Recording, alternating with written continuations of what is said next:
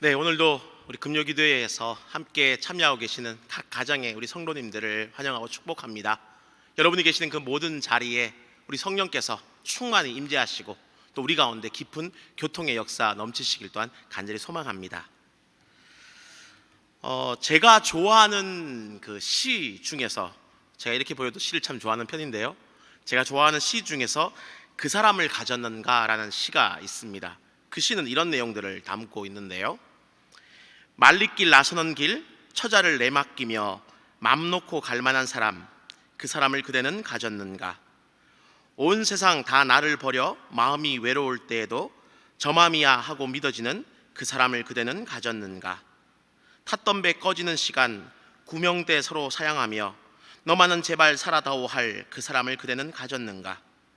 불의의 사형장에서 다 죽여도 너희 세상 빛을 위해 저만은 살려두거라 일러줄 그 사람을 그대는 가졌는가. 잊지 못할 이 세상을 놓고 떠나려 할 때 저 하나 있으니 하며 빙긋이 웃고 눈을 감을 그 사람을 그대는 가졌는가. 온 세상의 찬성보다도 아니 하고 가만히 머리 흔들 그 한 얼굴 생각에 알뜰한 유혹을 물리치게 되는 그 사람을 그대는 가졌는가. 어떠십니까? 여러분은 잘 모르겠는데 저는 이 시가 주는 울림과 감동이 참 큽니다. 이런 사람이 내 주변에 있었으면 좋겠다, 또 내가 이런 사람이 되어야지라는 그런 생각들을 참 많이 해보게 되는데요, 여러분 주변에는 어떻게 이런 분들이 좀 계십니까? 옛말에 마음이 통하는 친구가 있으면 성공한 인생이다라는 말이 있습니다. 그만큼 이 마음이 통하는 것이, 어쩌면 그런 상대를 만난다는 것이 그리 쉽지 않다는 이야기를 하는 것이겠지요. 하지만 그럼에도 불구하고 이 성공한 인생의 조건 중에 하나가 마음이 통하는 그런 친구라면은 우리는 그런 친구를 사귈 수 있어야 할 것이고, 또한 내가 그런 친구가 될 수 있어야 할 것입니다. 오늘 저와 여러분이 함께 나눌 말씀도 바로 이 마음이 통하는 이야기입니다. 그리고 그 마음을 소통하는 대상은 다름 아닌 하나님이십니다. 오늘 하나님과 마음이 통한 한 여인의 이야기를 할 텐데요, 이 이야기를 통해서 우리의 신앙생활 가운데 큰 도움이 좀 되시길 바랍니다. 오늘 우리가 살펴볼 이 이야기는 구약성경 사무엘상의 이야기입니다. 그리고 이 사무엘상은 엘가나라는 그 한 인물의 족보로서부터 시작합니다. 사무엘상 1장 1절은 이렇게 기록을 하고 있습니다. 에브라임 산지 라마다임 소빔에 에브라임 사람 엘가나라 하는 사람이 있었으니 그는 여로함의 아들이요 엘리후의 손자요 도후의 증손이요 숲의 현손이었더라라는 구절입니다. 여기 이 표현들을 보면 엘가나는 에브라임 지파 사람이다라고 생각하기가 쉽습니다. 그런데 우리 지난주 4부 예배 우리 정성원 목사님도 잘 지적하셨지만 역대상 6장의 그 족보를 보면 엘가나는 이 에브라임 지파 사람이 아니라 레위 지파 사람임을 우리는 알 수 있습니다. 왜냐하면 역대상 6장에 보면 레위 지파의 그 족보를 기록하고 있는데 그중 34절에 사무엘은 엘가나의 아들이다라는 표현이 등장하고 있기 때문입니다. 그렇다면 성경의 이 두 부분은 서로 모순되는 것처럼 지금 보이는데 정말 모순되는 내용을 하고 있는 것일까요? 이것을 이렇게 조화롭게 해석할 수 있을 것입니다. 먼저 우리가 생각할 것은 레위인들은 이 하나님께서 분기시였기 때문에 그들은 다른 12지파와 달리 별도의 땅을 분배받지는 못했습니다.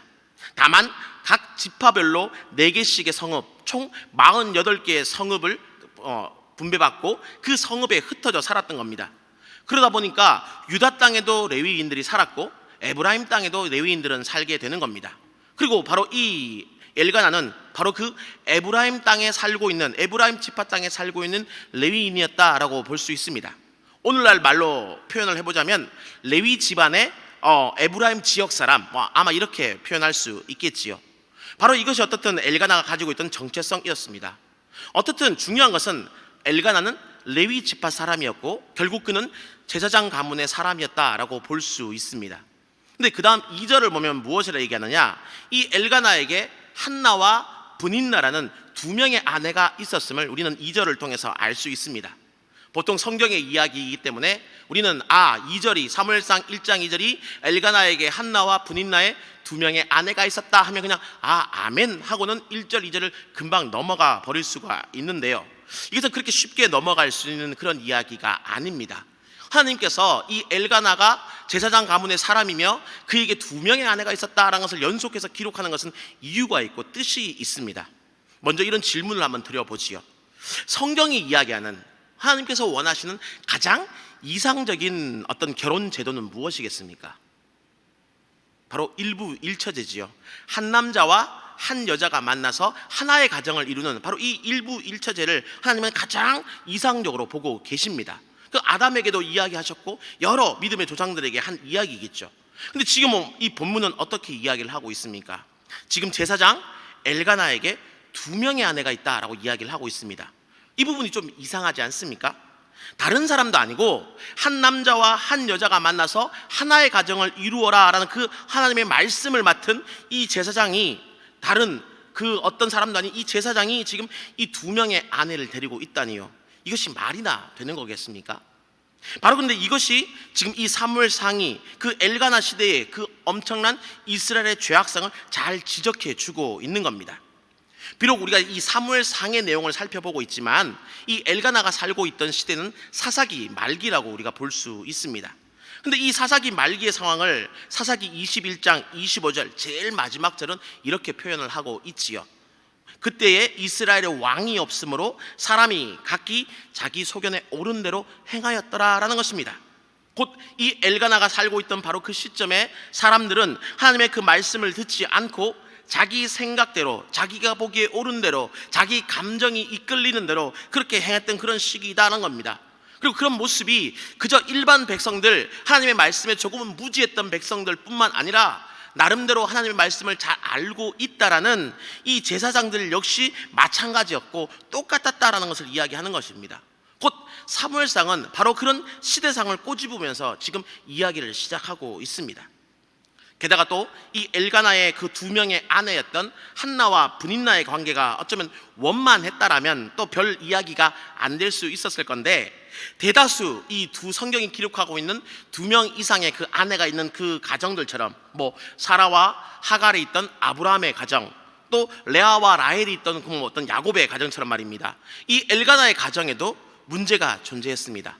한 아내에게는 자녀가 없고 다른 아내에게는 자녀가 있음으로 말미암아서 이 두 아내들 사이에 갈등이 존재하고 있었다라는 것입니다. 본처였던 그 한나는 자녀를 낳지 못해서 그 드렸던 그 후처 브닌나에게 자녀가 생기게 되자 이 브닌나가 한나를 끊임없이 격분케 했다라는 바로 그것입니다.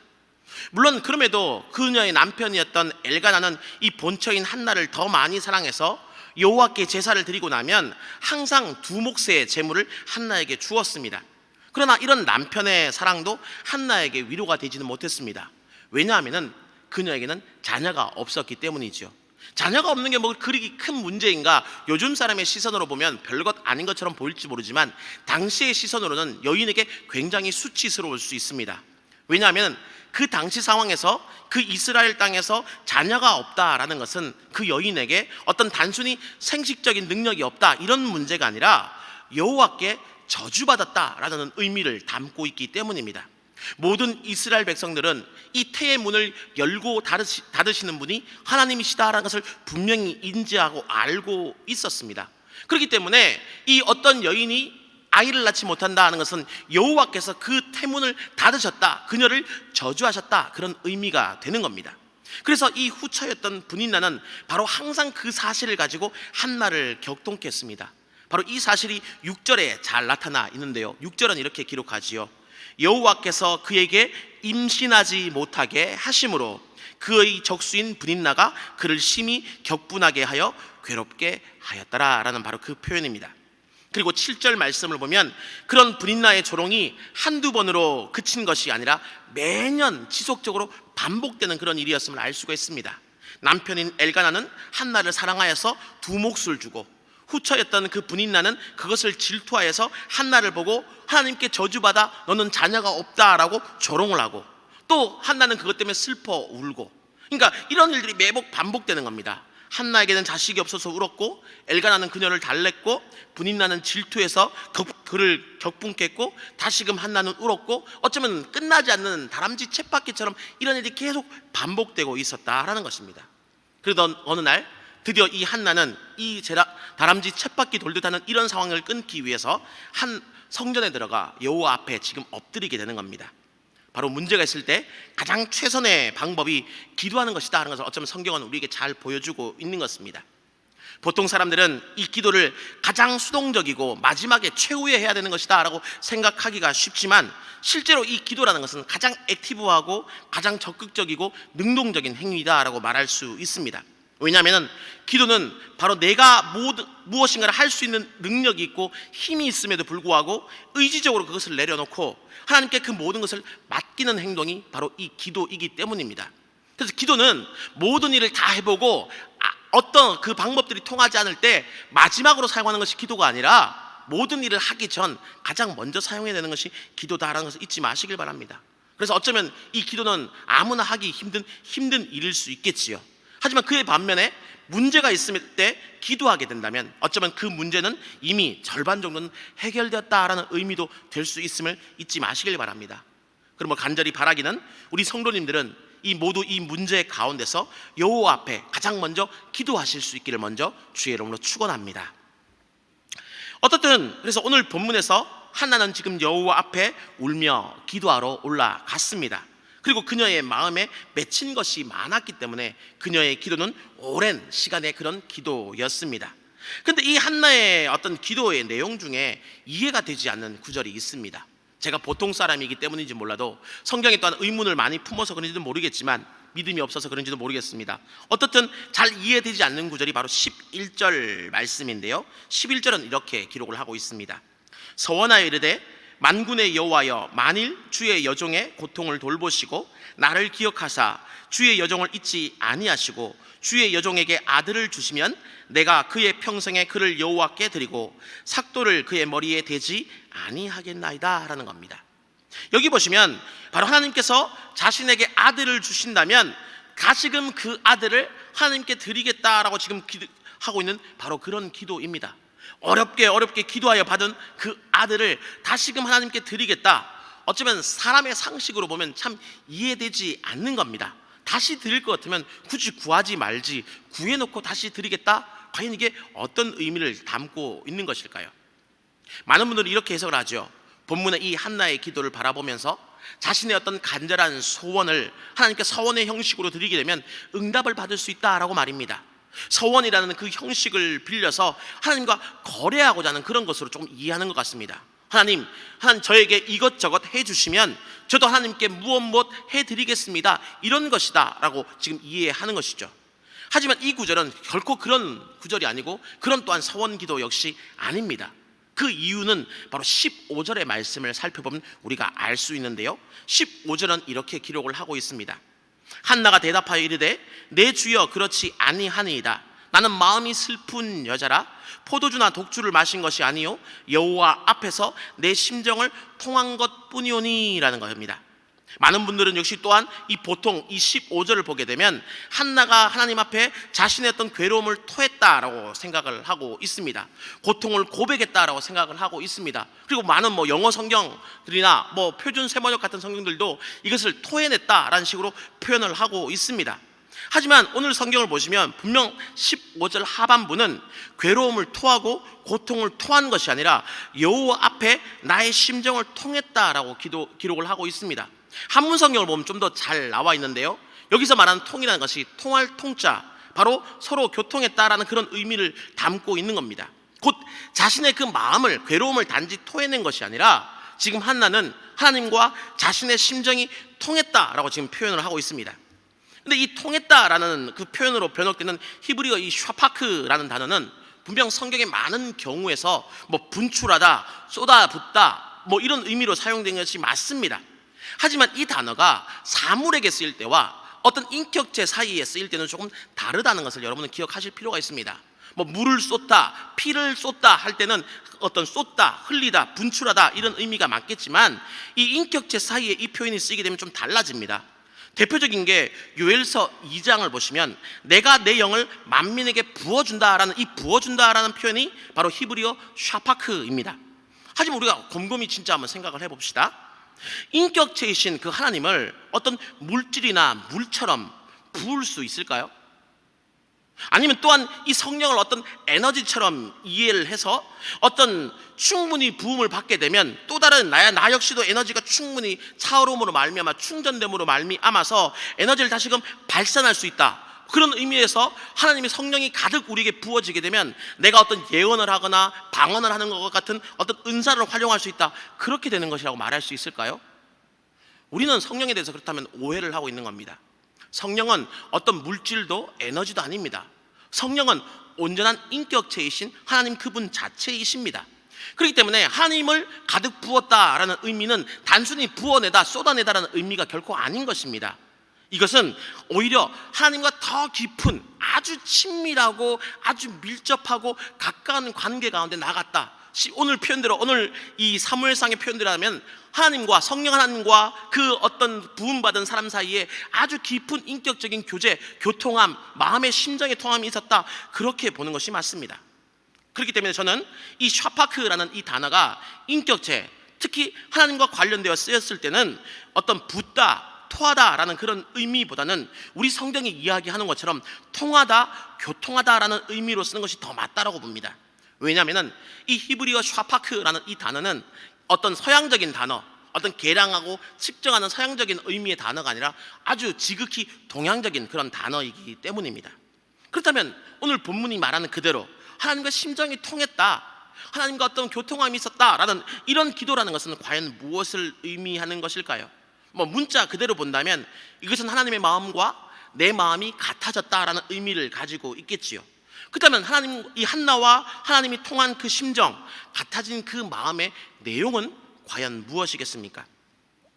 그 시작은 바로 한나와 이 하나님의 공통점에서부터 저는 시작할 수 있을 것 같습니다. 오늘 본문이 기록하고 있는 한나와 하나님의 공통점이 여러분은 있다고 생각하십니까? 한 분은 신이시고 한 분은 사람인데 이 두 인격체 사이에 과연 공통점이 있을까요? 하지만 오늘 본문의 배경이 앞에서 살펴보았던 것처럼 사사기였다라고 생각해 본다면은 그것은 다름 아니라 바로 자신의 그 답답한 마음, 억울한 마음, 어쩌면 지금 어떤 표현되지 못하는 그 심정들을 대신 토로해주고 변호해줄 사람이 없다라는 부분에서 우리는 공통점을 찾을 수 있겠습니다. 먼저 한번 한나를 생각해 보지요. 지금 이 한나에게 자녀가 없는 것이 당시 사람들의 어떤 생각처럼 정말 한나가 하나님께 저주받았기 때문입니까? 물론 6절 말씀을 비춰보았을 때 이 한나가 임신하지 못한 것은 분명 하나님 때문이 맞습니다.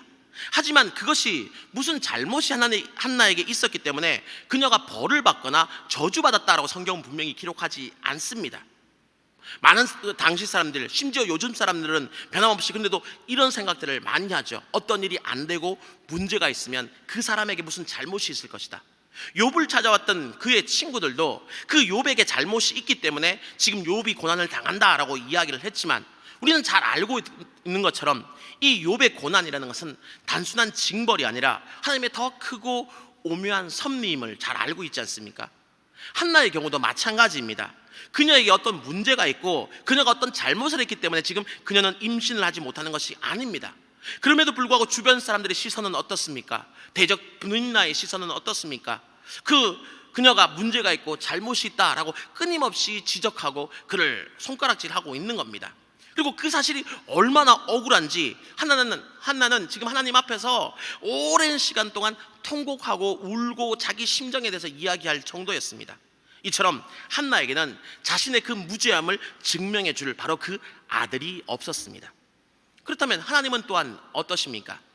당신은 어떤 아직 왕이나 선지자가 나오기 전이었기 때문에 하나님은 사사나 많은 경우 제사장을 통해서 당신의 뜻을 이스라엘 가운데 알리셨습니다. 하지만 이 본문이 기록되고 있던 당시의 이스라엘 상황이 어떻습니까? 삼손 이후로는 온전한 사사가 등장하지 않았습니다. 게다가 이 삼손, 마지막 사사였던 삼손은 과연 어떤 사람입니까? 우리는 그가 가졌던 어떤 영웅적인 모습, 아주 스펙타클한 그의 삶 때문에 삼손이 아주 대단한 사사이다라고 생각할지 모르지만 실제 그의 삶을 신앙적으로 생각해 보면 그는 진정으로 하나님의 뜻을 대언한 사사이다라고 말하기는 좀 부족합니다. 삼손이 한 행동이 뭐가 있습니까? 나귀 턱뼈로 적군을 이긴 일 정도요? 아니면 죽기 직전에 블레셋을 이긴 정도요? 적의 어떤 성전을 무너뜨린 정도, 그 정도를 말씀하고 싶습니까? 하지만 그 외에 삼손의 더 보통의 삶이 어땠습니까? 술 취했고 먹을 걸 함부로 탐했고 이방 여인을 사랑했고 그것을 위해서 심지어 여호와께서 말하지 말라는 것, 지키라는 것까지 지키지 않는 나실인의 본분까지도 어겼던 사람이 삼손 아닙니까? 그렇게 봤을 때 이 삼손을 통해서 이루어진 하나님의 뜻이라는 것이 과연 무엇일까요? 쉽게 아마 대답이 안 나올 겁니다. 삼손이 한 일은 그저 블레셋 사람들 중에 몇 명을 죽였다는 것에 불과하기 때문입니다. 물론 이 몇 명이 숫자적으로는 아주 엄청난 숫자이기는 하지만 보통 일반적으로 이 사사의 통치를 기록할 때, 이 통치 마무리를 기록할 때 성경은 어떻게 기록하느냐? 어떤 사사가 하나님의 뜻을 잘 전달해서 그 사사가 살아있는 동안에 이스라엘은 평온하였다라고 기록하고 있습니다. 근데 이 삼손의 기록을 아무리 찾아보십시오. 삼손에게서 그런 기록이 과연 있을까요? 아닙니다. 삼손의 마지막 이야기인 16장 31절을 보면 그저 삼손의 시체를 장사 지냈고 그는 20년 동안 사사로 지냈을 뿐이다 라고 이야기하고 있습니다. 그리고 그의 다스림 동안 이스라엘이 평안했다 또는 그의 대적을 물리쳤다라는 기록 단 한 줄 존재하지 않고요, 심지어 이 삼손이 대적했던 그 블레셋은요, 삼손이 죽고 난 다음에도 오랫동안 사울 왕 때에도 다윗 왕 때에도 여전히 존재했습니다. 곧 이 사사 삼손은 실제로 하나님의 뜻을 이루는 것이 없다라고 봐도 거의 무방할 정도의 사람이다라고 볼 수 있습니다. 그다음 이 삼손 이후에 그럼 나름대로 또 이 당시 이 엘가나 당시 한나 당시의 제사장, 또 다른 하나님의 뜻을 표현하는 이 대제사장이었던 엘리는 어떻습니까? 대제사장도 하나님의 뜻을 대언하는 그런 사람이기 때문에 그를 통해서는 과연 하나님의 이 답답하신 심정들이 어떻게 표현이 되었을까요? 근데 이 사무엘상 초반부가 기록하고 있는 이 엘리의 모습을 살펴보면 이건 역시 그리 기대하기가 쉽지 않습니다. 그가 주로 보이는 모습은 오늘 본문 9절이 이야기하는 것처럼 그의 등장부터 그의 마지막까지 그가 보여주는 모습 대다수는 뭐냐? 의자에 앉아 있었다라는 것에 불과합니다. 등장할 때도 의자에 앉아 있었고 마지막 퇴장할 때도 그가 의자에 앉아 있다가 뒤로 넘어져서 목이 부러져 죽었다에 불과하는 것입니다. 지금 본문을 보면 또 어떻습니까? 성도는 와서 울고 불고 하면서 정말 하나님 앞에 기도하고 있는데 불구하고 그 어떤 영적 지도자라는 그 제사장은 영안이 닫혀 있었기 때문에 술 취하지 마라, 언제까지 술 먹고 있겠느냐, 이런 이야기나 하고 있는 겁니다. 성도의 기도를 그저 술주정으로 이해하는 그 정도 시선밖에 안 되는 그런 사람이었습니다. 또구나 이 엘리는 자녀 교육에도 실패해서 그의 아들들에 대한 평가가 뭡니까? 행악자요 폐악자들 아닙니까? 그리고 이 엘리의 두 아들이 하나님의 그 법궤를 함부로 대했다가 어떻게 됩니까? 블레셋에 빼앗기는 그런 일들까지 발생하게 됩니다. 과연 그렇다면 이런 엘리를 통해서 하나님의 그 뜻이 이스라엘 가운데 전파될 수 있었을까요? 여기에 대해서 사무엘상 3장 1절은 아주 극명하게, 아주 분명하게 대답을 해줍니다. 이렇게 이야기하죠. 아이 사무엘이 엘리 앞에서 여호와를 섬길 때에는 여호와의 말씀이 희귀하여 이상이 흔히 보이지 않았더라라는 겁니다. 하나님의 말씀이 들리지 않았고 그 들리는 말씀을 듣고 전달해주는 사람도 없었다라고 이야기하는 겁니다. 누가 등장하기 전까지는요, 사무엘이 등장하기 전까지는 말입니다. 결국 이렇게 보았을 때 지금 이 본문이 이야기하고 있는 사무엘상 1장의 이 한나의 이야기를 통해서 본문이 이야기하고자 하는 것은 한나와 하나님 사이는 지금 공통점이 있는데 그것은 무엇이냐? 마땅히 있어야 될 그 무엇인가, 그 누군가가 없는 결여의 아픔이다라는 것입니다.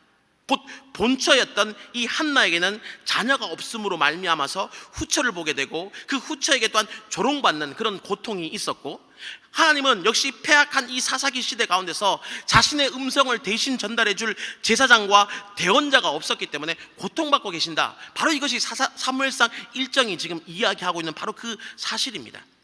그리고 한나는 바로 성전에서 자신의 그 아픔을 토로하는 가운데 바로 이 하나님의 고통받는 심정을 깨닫게 되는 겁니다. 우리 속담에 그런 말 있죠. 과부 사정은 호레비가 잘 안다라.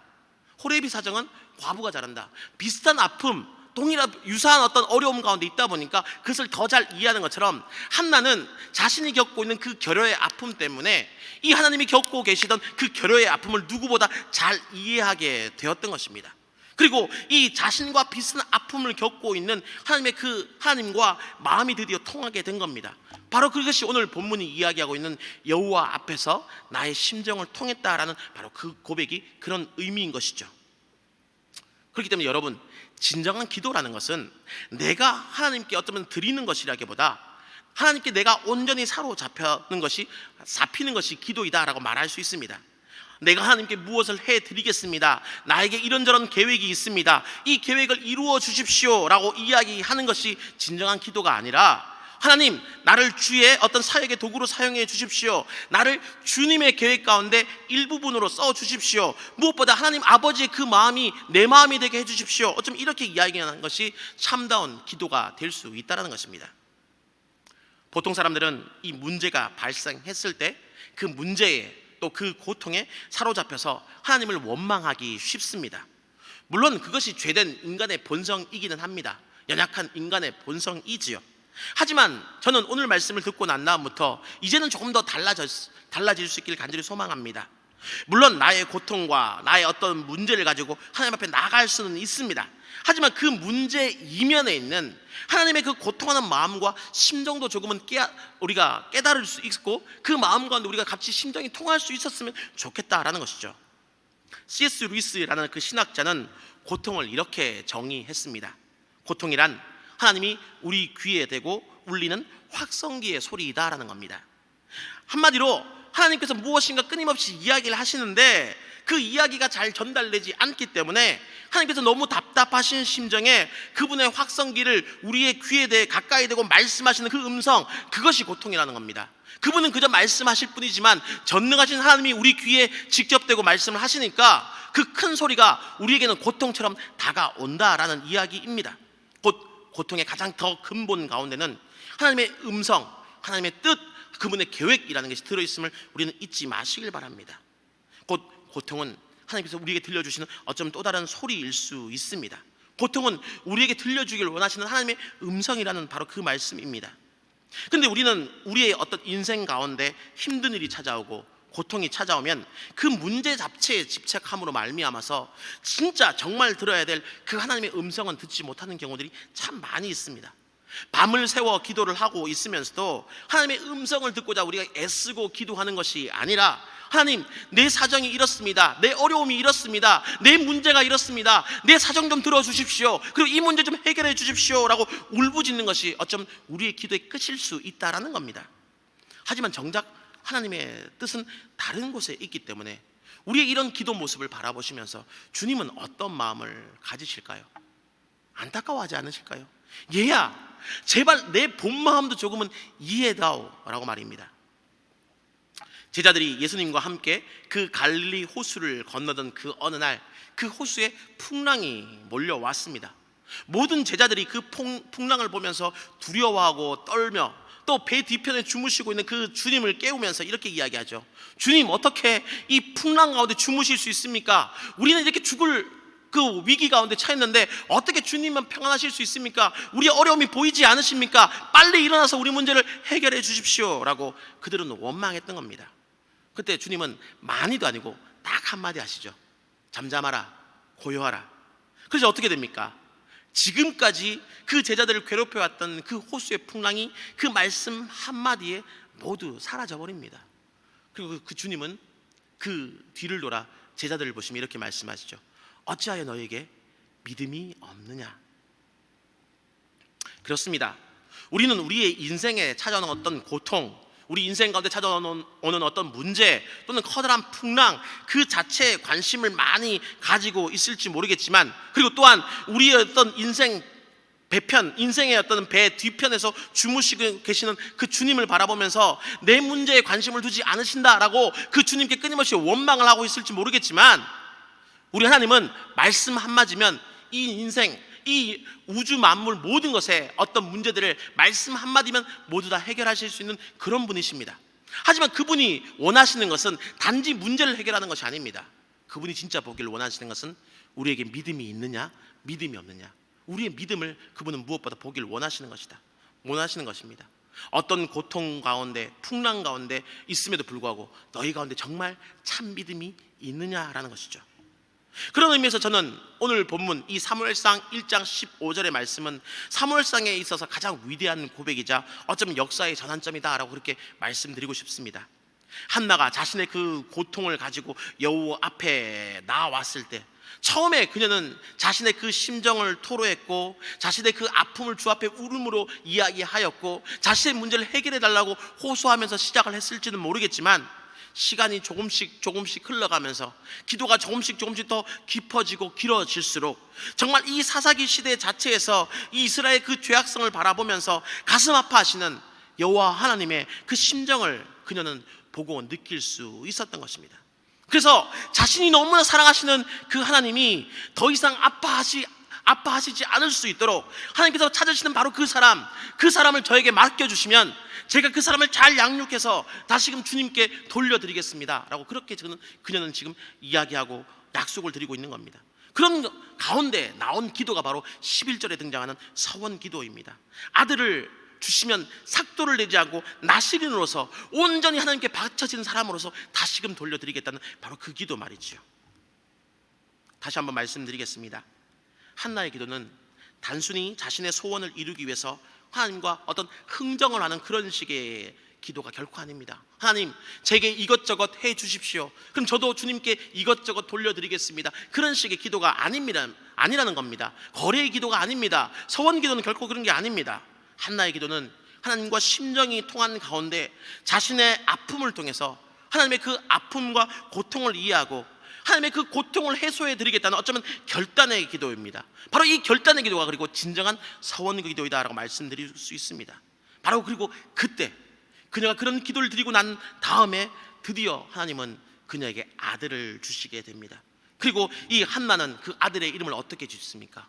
사무엘, 히브리어로 하면 쉐마엘입니다. 쉐마라는 단어 혹시 들어보셨습니까? 쉐마의 뜻은 들으라 아닙니까? 들으라, 엘로힘, 하나님을 들으라라는 그런 의미입니다. 이 의미는 이중적인 의미를 가지고 있지요. 하나님께서 내 기도를 들어주셨다, 여호와께서 내 기도를 들으셨다, 쉐마엘 하셨다라는 그런 의미의 뜻도 될 수 있지만 또 반대로는 이스라엘아 쉐마엘, 하나님의 음성을 들어라는 하나님의 그 답답한 심정을 토해줄 그 사람, 대변인의 의미를 가지고 있는 그런 이름도 될 수 있는 것입니다. 어떤 기도가 응답받을 수 있는 기도일까요? 저는 우리가 신앙생활을 하면서 이것만큼 중요한 문제가 없다라고 생각합니다. 우리가 신앙생활을 하는 것은 내 힘으로 이 땅을 살아가는 것이 결코 아닙니다. 주님께서 나를 도와주시고 나에게 힘 주셔야지만 우리는 이 땅을 살아갈 수 있습니다. 그렇기 때문에 우리는 이 기도를 통해서 분명 주님의 도우심을 받아야 됩니다. 근데 과연 어떤 기도가 진짜 주님께서 들으시고 정말 우리를 도와주실 수 있는 그런 기도가 될 수 있을까요? 우리가 만약에 주님께서 듣지 않는 기도를 하게 된다면 아무리 많은 시간과 재물과 정성을 다한다 하여도 그것은 아무런 의미 없는 기도 아니겠습니까? 그래서 저는 오늘 이 시간 여러분에게 가장 중요한 비밀 하나를 알려드렸습니다. 하나님께서 진정 들으시는 기도, 하나님께서 응답하실 수밖에 없는 기도는 무엇보다 하나님과 심정이 통한 그 기도여야 한다는 것입니다. 나의 심정을, 나의 어떤 때로는 억울한 심정, 안타까운 심정, 아파하는 그 마음을 주께서 들어주시는 것도 너무나 중요하지만 엄밀히 말하면 그것은 우리가 기도하지 않아도 주님이 이미 다 알고 계십니다. 여러분 기도하지 않으시면 하나님께서 여러분 사정 모르실까요? 이미 다 알고 계시지요. 그럼에도 불구하고 왜 하나님은 기도하게 만드실까요? 어쩌면은 우리의 사정을 듣기보다 주님의 그 사정을, 주님의 그 마음을 우리가 듣길 원하시기 때문에 주님은 우리에게 말씀하고 싶지, 우리에게 기도를 요청하는 것 아니시겠습니까? 그렇기 때문에 정말 기도에서 중요한 것은 내 심령, 내 상황을 주님께 알려드리는 것이 아니라 주님의 그 심정을 내가 듣는 것이다. 저는 그렇게 말씀드리고 싶습니다. 그리고 그 심정을 듣는 가운데 주님이 정말 원하시는 그 뜻이 있다면, 그 뜻을 내가 이루어드릴 수만 있다면, 여기에 우리가 거룩한 소원을 두고 거기에 맞춰서 또한 우리가 기도할 수 있다면, 그래서 하나님의 심정이 내 심정이 될 수 있다면, 그것을 두고 우리가 기도할 수 있다면 바로 그 기도는 결코 하나님이 외면하지 않으시는 진짜 응답받는 기도가 될 수 있으리라 믿습니다. 요즘 코로나를 맞이해서 직접 얼굴을 대면하여 보지는 못하지만 전화를 통해서 이 가정 저 가정의 이야기들을 듣고 하다 보면 참 모든 가정들마다 가슴 아픈 사연, 문제거리, 기도 제목 하나 없는 가정들이 없습니다. 질병의 문제도 있고요, 요즘 또 여러 가지 코로나 때문에 경제적인 어려움의 문제들도 있고요, 자녀의 문제도 있고요, 정말 이루 말할 수 있는 다양한 문제들, 어쩌면 사람 수만큼의 문제들이 존재하는 것 같습니다. 하지만 여기서 우리는 한 걸음 더 나갔으면 좋겠습니다. 과연 주님께서는 이런 우리 성도들의 각 가정들을 바라보시면서, 문제 때문에 아파하고 계시는 그 가정들을 바라보시면서 과연 어떤 마음을 가지고 계실까요? 자녀의 그 아픔을 바라보시면서 우리보다 더 아파하시는 분이 우리의 아버지 되시는 하나님 아니시겠습니까? 그래서 저는 요즘이 어쩌면 그 어느 시대보다 더 중요하게 하나님과의 그 심정이 통하는 기도가 필요한 시대이다라고 말씀드리고 싶습니다. 말씀을 마치겠습니다. 야고보 사도의 그 말처럼 우리는 구하지 않아서 얻지 못하는 경우가 참 많이 있습니다. 또한 정욕 때문에 하나님과 심정이 통하지 않는 기도를 하기 때문에 얻지 못하는 경우도 참 많이 있습니다. 그렇기 때문에 오늘은 우리가 좀 이렇게 한 번 더 기도했으면 좋겠습니다. 내 자신의 고통을 뛰어넘어서 하나님 아버지의 그 심정을 바라보면서, 또 우리가 속해 있는 이 교회와 또 세상과 우리의 현실을 바라보면서 한번 좀 기도했으면 좋겠습니다. 하나님, 나의 문제에 사로잡혀서 하나님 당신의 그 심정을 몰랐습니다. 주여, 우리를 용서해 주시고 민족을 두고 기도를 쉬는 죄를 범하지 않겠다는 그 사무엘의 마음을 우리에게 회복시켜 주시옵소서. 저의 문제는 하나님께서 해결해 주시고 저는 하나님의 그 문제를 두고 기도하게 해 주시옵소서라고 이렇게 기도할 수 있는 이 저녁에 우리 대전중앙의 모든 가족들, 우리 모든 성도들 되시기를 주님의 이름으로 축원합니다. 우리 이 시간 들은 바 말씀을 생각하면서 한번 이렇게 찬양하면서 주님 앞에 나갔으면 좋겠습니다. 우리 삶은 참 많이 힘들고 어렵지요. 그래서 우리는 기도해야 됩니다. 왜냐고요? 기도해야지만 주님께서 우리의 어떤 기도를 정말 들으실 것이고, 또 주님의 그 마음을 우리가 들을 수 있기 때문입니다. 그리고 그렇게 기도하고 나면 하나님께서 분명 우리의 삶 가운데 주님 뜻에 합당한 그런 기도, 주님과 심정이 통하는 기도는 반드시 응답해 주실 것이라는 그런 믿음을 가지고 한번 나갔으면 좋겠습니다. 우리 찬양 한번 드릴 텐데요, 우리 고달픈 삶의 은혜도 무뎌졌습니다. 곧 사라질 것에 우리가 모두 마음을 두고 살았습니다. 하지만 이제는 그렇지 않도록 주님 도와주시옵소서. 우리 기도하는 마음으로 한번 찬양했으면 좋겠습니다.